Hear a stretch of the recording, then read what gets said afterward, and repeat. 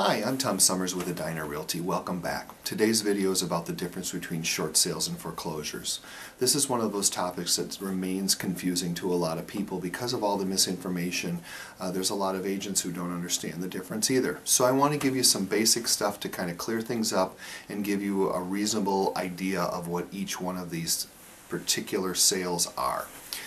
First off, I want to say there's three different ways for you to purchase property. You can purchase a regular residential house where you would go in, write an offer, and you would deal directly with the seller. If you come to terms, you buy the house. The second way would be buying a foreclosure.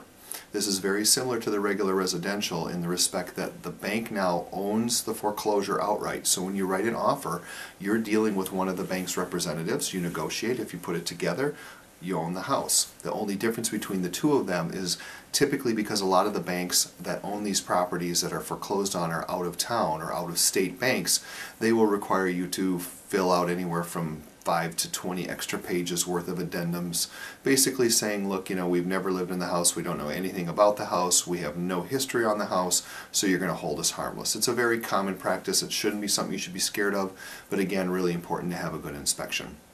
The third way then would be the short sale. The short sale is not a foreclosure, it's kind of a precursor to a foreclosure, meaning that if I had a house that I was selling or wanted to sell and I was behind in my mortgage, or I had a financial hardship or medical hardship and I couldn't make my payments anymore, I could go to the bank and say, hey, would you allow me to sell this house for less than what I owe? And then I can get out from under my debt, which is why they call it a short sale, because there's a short between what the house is going to sell for and what they currently or I would currently owe on my mortgage. So when you do the short sale, it can be done at any time with a hardship up into the end of the redemption period for foreclosure. So essentially, the reason it takes longer is not only do you have to deal with the owner signing off and agreeing to the purchase agreement that you're providing or your offer, then it has to go into the bank. The bank not only has to see the offer, but they have to see current financials from that seller, a couple of years of tax returns, and a number of other documents before they'll make the decision. So the process of them trying to make the decision by weeding through all of this paperwork is what creates the length in time that you have to wait. So a person can short sale their house up until the last day of the redemption period after a sheriff's sale.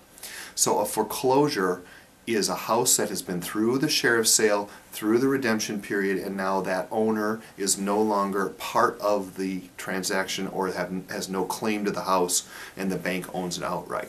So if the bank doesn't own it outright and it doesn't say lender owned, company owned, corporate owned, REO, bank property, or any number of other terms, you know you're dealing probably with a short sale. So when you're looking at houses, if you're concerned and you don't want to deal with a short sale, I want to say to you, please ask your agent to refine the search and double check on every house as to whether there's a short sale or not.